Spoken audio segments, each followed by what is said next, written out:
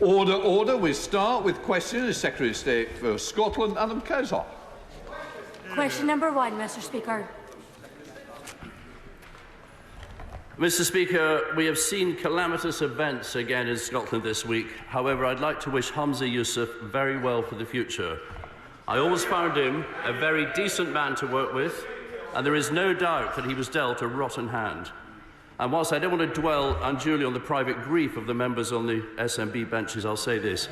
I very much hope that whoever becomes First Minister will work with us on the issues that really matter for the people in Scotland, like public services and our economy, and will not continue to obsess with independence.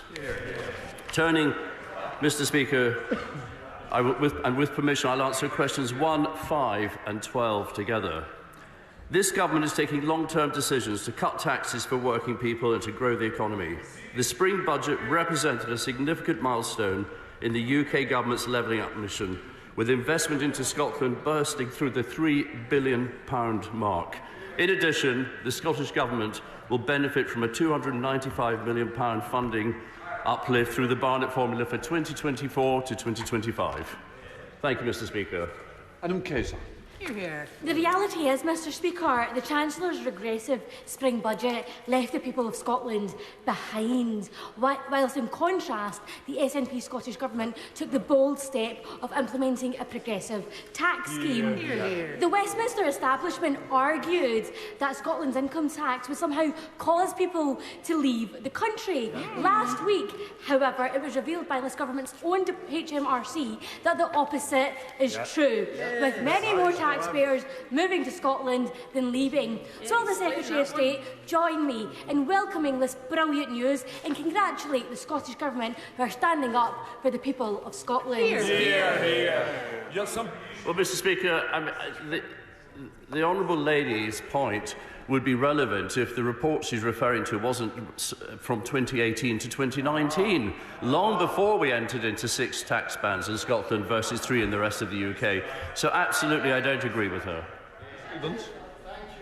Speaker, the Secretary of State mentioning levelling up, which was curious. So we know that the budget is cuts to public services across the board, cuts to Scotland's capital funding, and yet levelling up seems to benefit places like, for example, the financial district of Canary Wharf, which benefits them by £16,000 per head. So is the Secretary of State suggesting that Scotland should accept austerity from this government, but not other parts of the UK?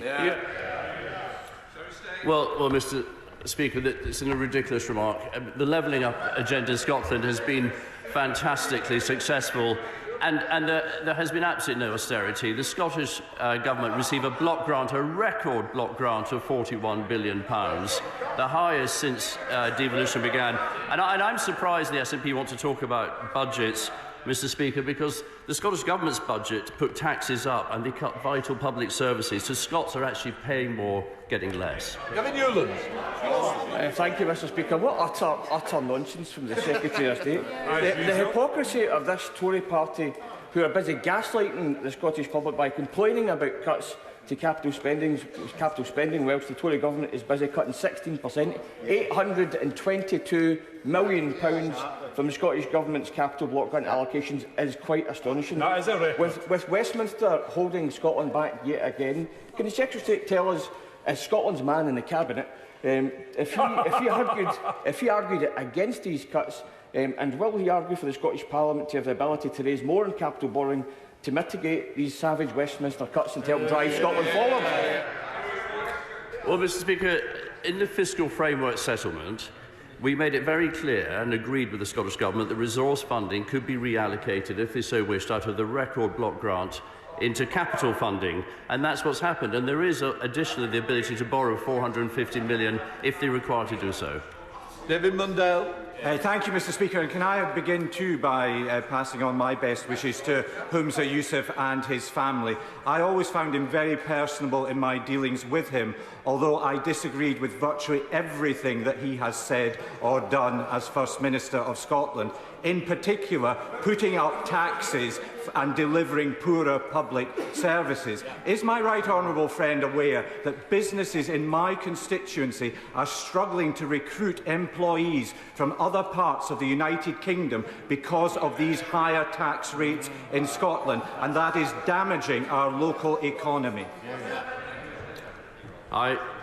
Mr. Speaker, my right honourable friend makes a very good point, and I'm well aware, and businesses likewise in Dumfries and Galloway have said the same. 6 tax bans in Scotland versus 3 tax bans in the rest of the United Kingdom is not the way to incentivise people to go and work in Scotland or even to relocate their businesses to Scotland. Shall the Secretary of State, Ian Murray? Thank you very much, Mr. Speaker. On this International Workers' May Day, Scottish television journalists are striking for fair pay. I'm sure the Secretary of State will join me in insisting Scottish television get back around the table with their journalists to thrash out an acceptable deal.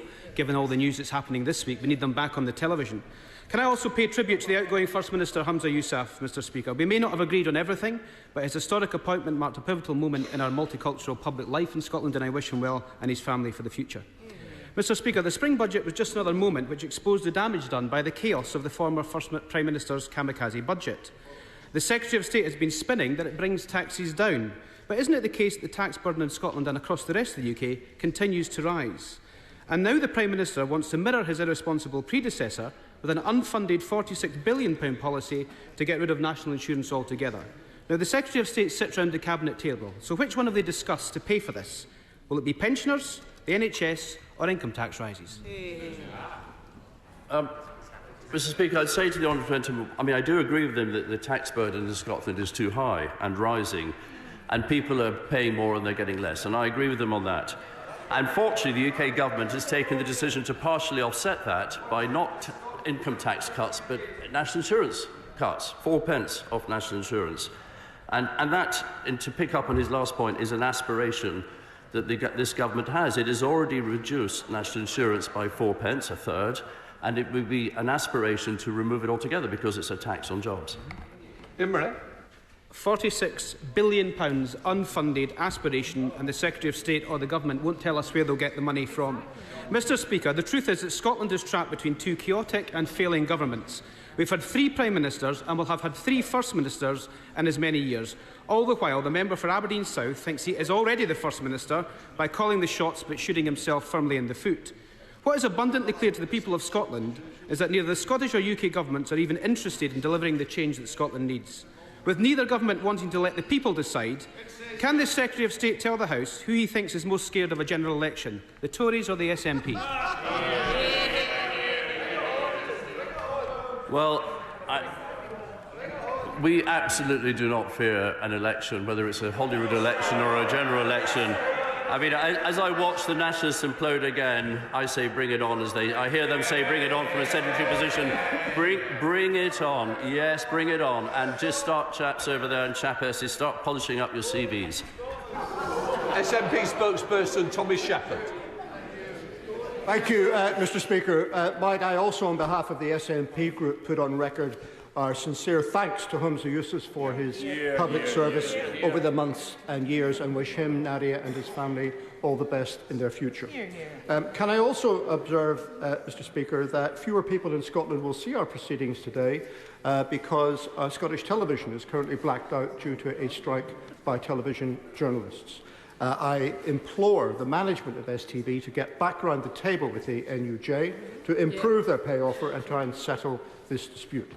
Mr. Speaker, in terms of the budget that was approved a few months ago also contains forward planning assumptions on income and expenditure over the next 3 to 5 years. Can the Secretary of State tell us what assessment he has made of those assumptions on the Scottish public finances?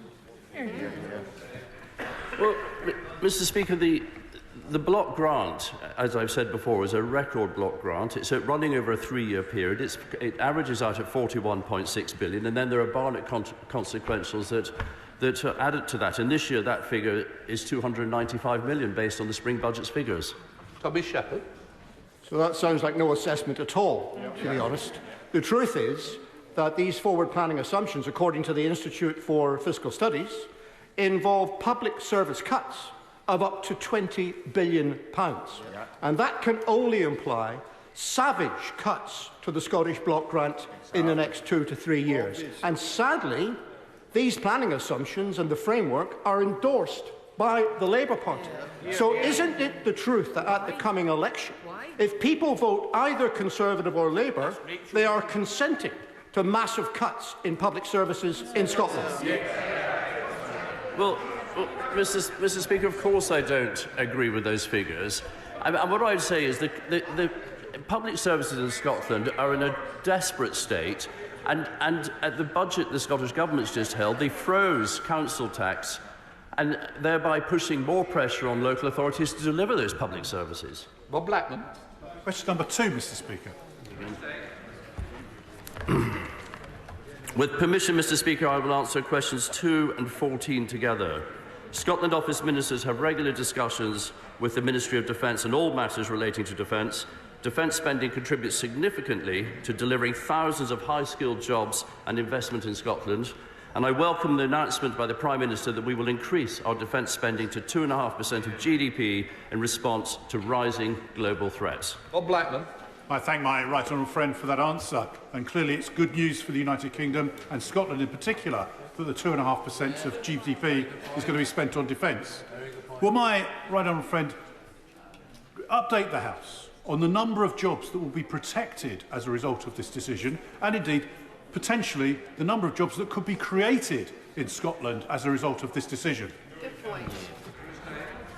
Well, Mr. Speaker, the short answer is that the increased investment announced by the Prime Minister will be focused on firing up the UK industrial base. The whole of the United Kingdom will benefit from this, ensuring our armed forces are benefiting from the latest technology. And both of those things will bring economic benefits and support jobs across the whole of the United Kingdom, as I've said, and including Scotland. And I just think at this time of heightened global tension and an illegal war in Ukraine sparked by the Russians, I'm confident that Scotland is going to play a growing role as the UK government ramps its spending up. Rob Butler. Thank you, Mr. Speaker. Thanks to the Armed Forces Parliamentary Scheme, I've been lucky enough to meet some of the amazing military personnel and civilians working at HM Naval Base Clyde. Can my right honourable friend confirm that the increase in defence spending announced last week by the Prime Minister will bring benefits across the whole country, whether at RAF bases in my own constituency or the many military establishments in Scotland, and is another clear demonstration that it is the Conservatives who can be trusted to defend and protect our entire United Kingdom? Mr. Speaker, my honourable friend is absolutely correct. It's the Conservatives that are trusted to defend the whole of the United Kingdom. In particular, I would just highlight the SNP who have consistently proposed abandoning our nuclear deterrent, including in their most recent independence paper. The irony is they want to be part of the NATO alliance, but they don't want to be part of a nuclear NATO alliance.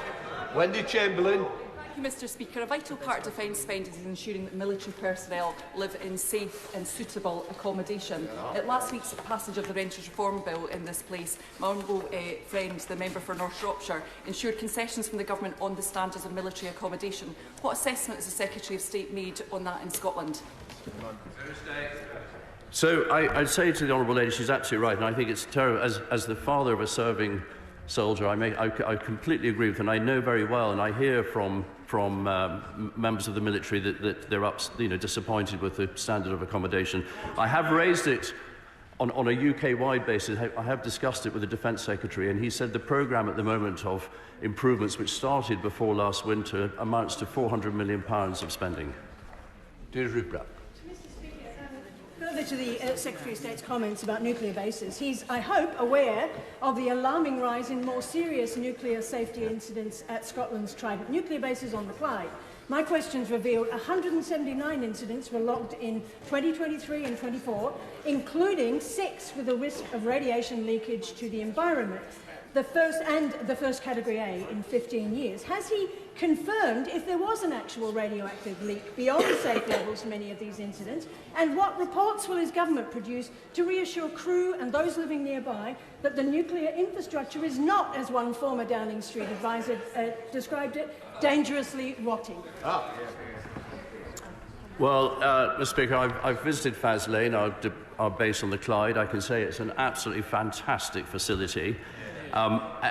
We do not comment on matters relating to Faz Lane. If the honourable lady has any more specific questions, she should bring them to defence questions. But as I say, regarding our nuclear deterrence and our nuclear facility, we do not comment on things that happen there. Alan Smith. Number 3, sir.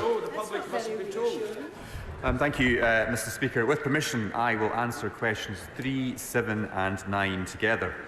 I am in touch with Home Office ministers regularly to discuss immigration matters that affect Scotland.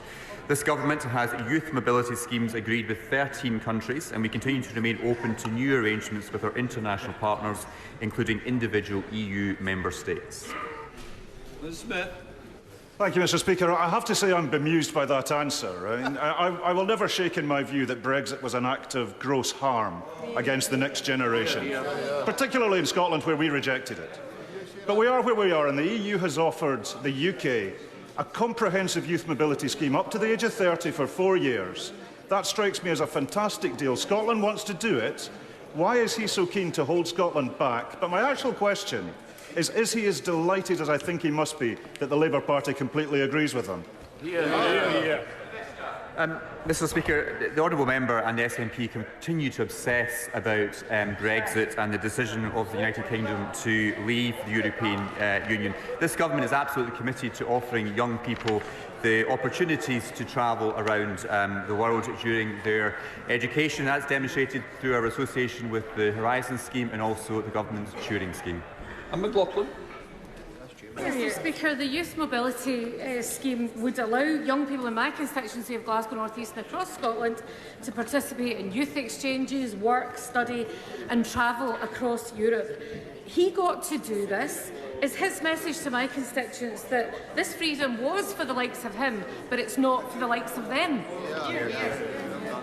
Mr. Speaker, the UK Government currently operates 13 successful bilateral youth mobility schemes with international parties. Now, the countries where we have arrangements with already include Andorra, Australia, Canada, Hong Kong, Iceland, and India, Japan, Monaco, New Zealand, San Marino, South Korea, Taiwan and Uruguay. Now, the members opposite may scoff at these countries, but these countries are offering unique opportunities for Scots to travel internationally and learn, as many of us did as well. Richard Thompson. Thank you, Mr. Speaker. I think anyone in Scotland watching this will be incredibly disappointed with the responses that we've had from the Minister today. Now, in March 2021, the Honourable Member for Aberdeenshire West said on BBC Scotland that young people were not reaping the benefits of Brexit. Now, I don't often agree with my constituency neighbour to the south, but he was absolutely right then. He's still absolutely right now, isn't he? Mr. Speaker, of course, the biggest obstacle to opportunities for young people in Scotland is the SNP government. It's the SNP government. Mr. Speaker, by restricting the number of places for Scottish students at Scottish universities so heavily, it seems intent, the Scottish Government seems intent on driving young people out of our country. Kevin Foster. Thank you, Mr. Speaker. I've been involved in running a number of our youth mobility schemes. I'm fairly familiar with the concepts they involve, such as cap numbers, reciprocity, the idea that we don't have a large flow one way without the other, limited terms, no access to the welfare system, and the fact that you can't bring dependents with you, given the nature of them being temporary. Would you assure me that we still maintain our position that we had, certainly under the Prime Minister Boris Johnson, that we would do this where it's in the UK's economic interest and where we know that the main drivers, for example, things like immigration abuse, just do not exist, as, for example, why we have the schemes we have with Australia, Canada and New Zealand, and that we maintain that open approach? Mr. Speaker, I pay tribute to my honourable friend's work in this area and his continued interest. I mean, the government's been absolutely clear. We have no plans to agree a EU-wide youth mobility scheme for the reasons that he has highlighted. But we are open to negotiating with individual member states, individual arrangements which suit the United Kingdom and Scotland. Liz Twist. Question 4, Mr. Speaker. Thank you, Mr. Speaker. This government has demonstrated its commitment to supporting households across the United Kingdom and in Scotland with the cost of living, with a £108 billion package of support, one of the largest in Europe. Inflation is now at 3.2%, less than half its recent peak, and is expected to fall to its 2% target one earlier than expected. Thank you, Mr. Speaker. Now, according to the Scottish Parliament's own research, as well as the Fraser of Allender Institute, the Scottish Government's child poverty targets for 23 to 24 are not set to be met. Given the dereliction of their net zero targets and the widening attainment gap, does the Secretary of State agree with me that they've given up on governing and on Scottish children's futures? Mr. Speaker, well, I agree with the honourable member that the SNP gave up on governing in Scotland a long time ago, thanks to their continued obsession with independence and referendums. This government remains, the UK government remains absolutely committed to supporting households across Scotland, demonstrated through our increasing the working age benefits by 6.7%, maintaining the triple lock for 12 million pensioners, including and also our cut to national insurance. Shadow Minister Michael Shepherd. Thank you, Mr. Speaker, and I wish Humza Yousaf well for the future, but after a year in office coupled with a Prime Minister clinging on to power, nobody in Scotland is better off. Child poverty is up, life expectancy is falling, NHS waiting lists are up, drug deaths are up, homelessness is up, economic growth has flatlined. Isn't the inescapable truth that Scots are being failed by two governments for far too long? And does the Minister agree with me that what Scotland needs now is to be rid of both these distracted, incompetent and hopelessly out-of-touch governments? Mr. Speaker, I would certainly agree that the Scottish Government, the SNP Government, have not been focused on the day job, whether it's been neglecting Scotland's schools, Scotland's NHS or Scotland's transport network. They have not been getting on with the day job. But the harsh reality is, whoever is elected to replace Humza Yousaf as First Minister will still have the same obsession with independence and referendums. Stevenson. Number 6, Mr. Speaker. Mr. Speaker, the Government's assessment is that our internal market is the essential basis in which businesses are able to trade freely across the United Kingdom, minimising red tape and maximising opportunities. In Scotland, 60% of outgoing trade is with the rest of the United Kingdom, more than the rest of the world combined. The internal market is beneficial for all parts of the United Kingdom. It is, however, more important to those areas where there is a border. Therefore, would the Minister agree that the internal market should be very helpful in maintaining and developing economic activity in the borderlands area, but would he also agree to consider a second borderlands growth deal, which would certainly help the area on both sides of the border? Mr. Speaker, my honourable friend is absolutely right. The UK's internal market is essential to promoting economic activity, ensuring that businesses in the borders, in my own constituency, Carlisle and beyond, benefit from frictionless trade with the rest of the United Kingdom. The Borderlands Growth Deal, with a £265 million investment from the UK Government, was signed in July 2021 and is developing a range of projects to further boost economic growth. Angus Brendan McNeill. Mr. Speaker, when the BBC has headlines and web pages titled, "Why does Ireland have so much cash?" Isn't the reality that independent Ireland is successful in the European and world markets compared to Scotland trapped in the UK? Ireland with a surplus of £8.6 billion to spend in their society, the UK has deficit and cuts hurting people. So can the Minister remind us, what is the size of the UK deficit? Mr. Speaker, I'm very clear that Scotland is better served by being at the heart of a strong United Kingdom. And the spending figures of the Scottish Government are very clear in terms of the dependency of it being part of the UK to support vital public services like the NHS, schools and the transport network. Stuart Malcolm MacDonald. Stuart Malcolm MacDonald. Right, let us move to Barry Sherman. Mr. Speaker.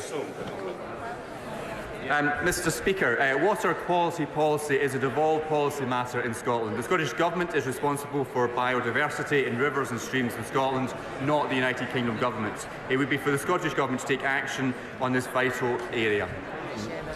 Okay. Is it not the truth that Scottish waters and streams and rivers are purer and cleaner because the Scottish people rejected privatisation of water and, led by Scottish Labour, made sure that we had Scottish water in the public realm and delivered clean water for everyone? Mr Speaker, well, the honourable member is absolutely wrong. According to a recent report, untreated sewage has been released into Scottish waters and seas more than 58,000 times over the last 5 years. But only 4% of sewage overflows in Scotland are actually required to be monitored, unlike in England and Wales, where nearly 100% are monitored thanks to the efforts of this government. Unlike this government, the Scottish Government and Scottish Water are failing to take the tough action to monitor sewage overflows and protect our very important waterways. Mayo. Number 11, sir. Mr Speaker, this government is committed to protecting free speech. It is the responsibility of the Scottish Government and the Scottish Parliament, working with Police Scotland, to ensure that the hate crime legislation is implemented and enforced in a way that protects freedom of speech and has the confidence of people in Scotland. Mr Speaker, the Scottish Government's Hate Crime and Public Order Scotland Act came into force this month. It's already having a chilling impact on free speech.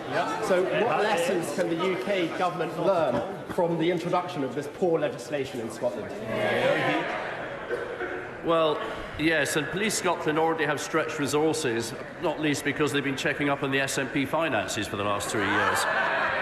But Mr Speaker, he's absolutely right. We do have concerns that the legislation could have a potential chilling effect on free speech, but it's for the Scottish Government to speak to its own devolved laws. And for my part, I believe it's an awful piece of legislation.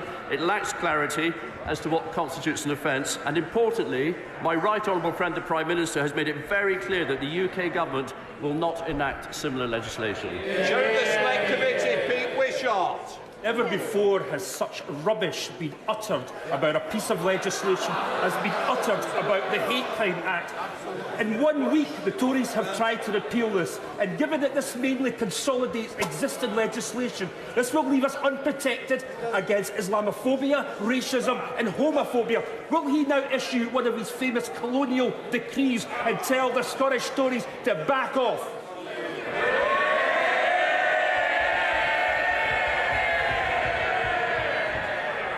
Well, Mr Speaker, first of all, those laws already existed. That's the important thing. Secondly, I was right about police resources. The 8,000 hate crime reports in the first week. That is more than was in any of the 7 preceding years. This is a ridiculous, unnecessary piece of legislation.